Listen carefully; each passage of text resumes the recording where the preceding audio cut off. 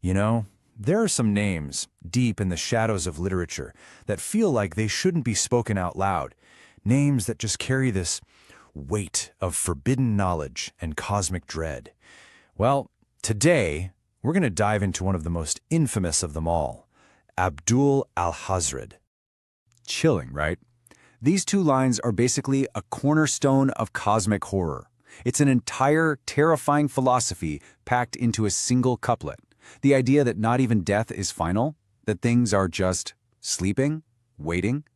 It's a promise that our understanding of reality is way more fragile than we think. So you have to ask yourself, who could even come up with something like that? Who could stare right into that kind of abyss and come back with a couplet that has been terrifying readers for generations?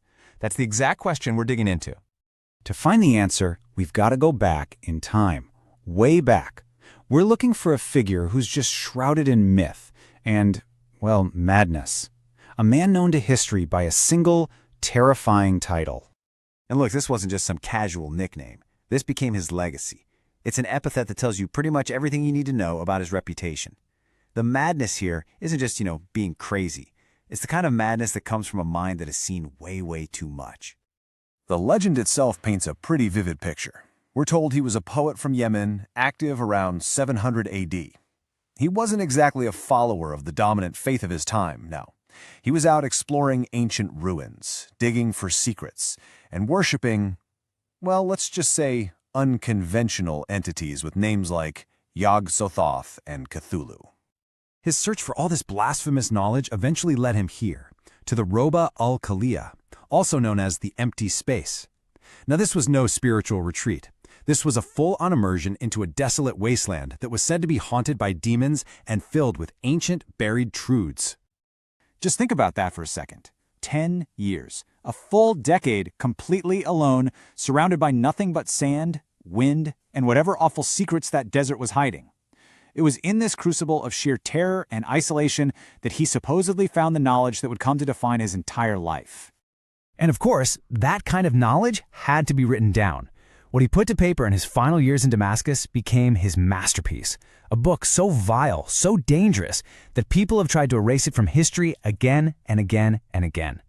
He originally called it the Al-Azif, and the horror starts with the title itself. It refers to those unsettling buzzing sounds you hear in the desert at night, noises that he didn't think were insects, but the actual howling of demons. The book was, quite literally, named after the sounds of hell.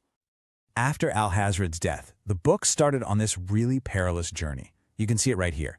It gets translated into Greek in 950 AD, which is when it gets its more famous name, the Necronomicon. But almost immediately, the authorities tried to destroy it. The Greek version was burned. Then a Latin translation pops up, and Pope Gregory IX himself steps in to prohibit both versions. They were actively hunting this thing down.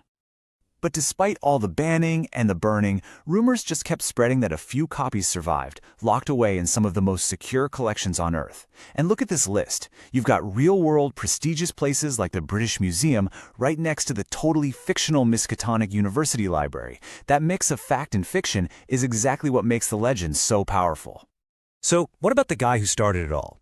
If his book was cursed, well, his own fate was even worse. His end was not quiet. This is the supposed historical account from the lore. Not death by old age, not some quiet assassination. Nope, he was grabbed by an invisible monster in broad daylight in the middle of a marketplace and eaten alive in front of a crowd of people. An end just as dramatic and terrifying as the knowledge he unleashed on the world. It's an incredible story, isn't it? An ancient poet, a forbidden book, a horrific death. But what if that's all it is? Just a story? What if the entire foundation of this terrifying history is something else entirely? Because the truth is, the Mad Arab of Yemen from 700 AD was actually a 5-year-old boy in New England in 1895 who was completely obsessed with 1001 Nights. The author of the dreaded Necronomicon wasn't some ancient worshiper of Cthulhu. He was a young, aspiring horror writer named H.P. Lovecraft. That's right. Abdul Alhazred is a completely fictional character. Lovecraft made up the entire backstory. The man, the book, the translations, the gruesome death, all of it. It was a brilliant literary trick to give his own horror stories this false sense of deep history and interconnected lore. Even the name itself is a little clue. It was a pseudonym Lovecraft made up for himself when he was a kid, and people who actually speak Arabic point out it's not even grammatically correct. Better yet, some scholars think it's a clever little pun on the phrase Al-Hazred, a nod from Lovecraft to his own book-loving nature. It was all part of the game. And here's the truly amazing part. It worked. The mythology he created was so detailed and convincing that other writers in his circle started referencing the Necronomicon and Al-Hazred in their own stories. The fiction literally took on a life of its own, creating one of the very first shared literary universes. So the story of Abdul Alhazred isn't really about a fictional madman. It's about the incredible power of a single author to build a reality so compelling that it blurs the line between lore and literature. Which kind of leaves us with one last thought, doesn't it? If a made-up story can feel this true, what does that say about the histories we already believe in?